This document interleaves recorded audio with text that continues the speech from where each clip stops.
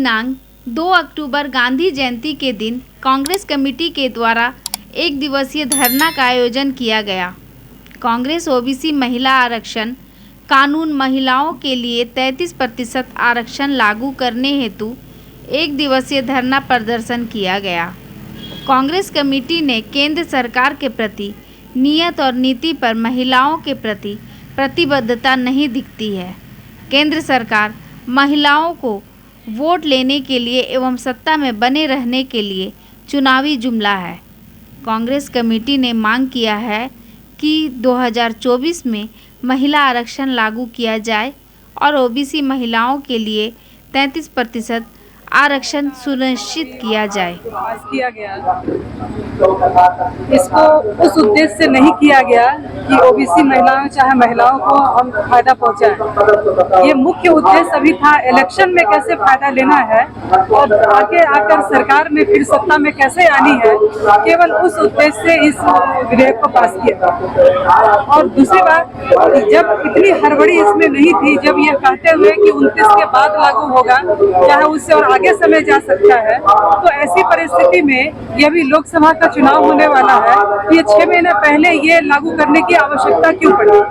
इतने दिनों से 9 साल से, जबकि ये 2011 में ही पास होने का ये लोकसभा से पास हो चुका था, तो उस सब भी इतनी हड़बड़ी में ये लास्ट समय में क्यों पास करने की बात हुई और इतने दिनों से क्यों सोए हुए? उनकी मंशा महिलाओं को लाभ पहुंचाना नहीं है, उनकी मंशा चुनाव में कैसे जीत कर आना है, ये इसी उद्देश्य से वो इस तरह का काम किया। और दूसरी बात कि जब इस तरह का प्रयास उन्होंने किया है तो आधी आबादी को वो इग्नोर कर रहे हैं, न कि फायदा पहुंचा रहे हैं।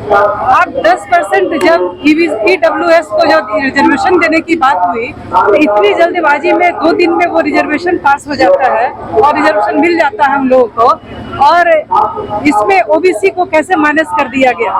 जब ये महिलाओं को लाभ पहुंचाने की बात थी या ओबीसी महिलाओं, एससी एसटी सबको लाभ पहुंचाने की बात थी, तो ऐसे परिस्थिति में इन सारी चीजों को इग्नोर क्यों किया गया? तो ये इग्नोर करने का उद्देश्य इसका मकसद पहुंचाने नहीं है, इनका मकसद चुनाव में नाम लेना है, ऐसे ये काम कर रहा है। और आने वाले समय में जो ये बिल पास हुआ है, तो इस विधेयक के तहत जो खास करके आप देखिएगा, जो आगे आपको देखने में आएगा, क्या वंचित महिलाएं जो है या ओबीसी से या ईडब्ल्यूएस ऐसे भी जो वंचित महिला है उनको बहुत लाभ नहीं मिलने जा रहा है, जो हमारा अंदेशा है। इससे ज्यादा बेनिफिट मिलेगा ऐसे लोगों को जो सत्ता में ऑलरेडी है या किसी कारणवश उनको अगर नहीं देने की बात होगी तो वो अपने परिवार को आगे करेंगे, जिसका अनुमान हमको ज्यादा लग रहा है। तो ये फायदा केवल उन लोगों को ही पहुंचाने की बात हुई, न कि सामान्य महिला या ओबीसी एसटी माइनॉरिटी इस तरह की महिलाओं को फायदा पहुंचाने की बात है। ये महिलाओं के साथ एक छल है, ये ठगी का काम किया गया है। अपने आप को ओबीसी का नेता कहने वाले लोग अपने आप को ओबीसी का नेता तो कहते हैं, लेकिन ओबीसी को जमकर वो ठगते हैं, जमकर वो छलते हैं और उसका वो फायदा उठाकर वो सत्ता में सिर्फ आना चाहते हैं। यही उनका मुख्य उद्देश्य है। जैसा कि आपको पता है कि महिला आरक्षण बिल अभी पास हुआ है, और बिल को पढ़ने से ये महसूस हुआ कि देश की जो आधी आबादी है उनके साथ छल किया गया है।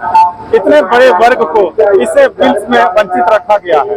जब इनका उद्देश्य था 2029 में इनको जब आरक्षण देना था, तो ऐसी क्या मजबूरी थी कि आज उनको बिल पास कराने की जरूरत है?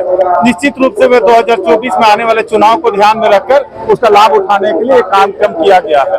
उसी उद्देश्य के साथ हम लोग देश के प्रधानमंत्री, देश के राष्ट्रपति को राज्यपाल महोदय के माध्यम से ये प्रतिवेदन देना चाहते हैं, ये ज्ञापन सौंपेंगे कि देश में जल्दी से जल्द कास्ट सेंसस लागू किया जाए, जातिगत जनगणना जारी किया जाए और महिलाओं को जो आरक्षण बिल दिया गया है उसे ओबीसी महिलाओं को भी आरक्षण दिया ताकि उनको समुचित विकास हो सके।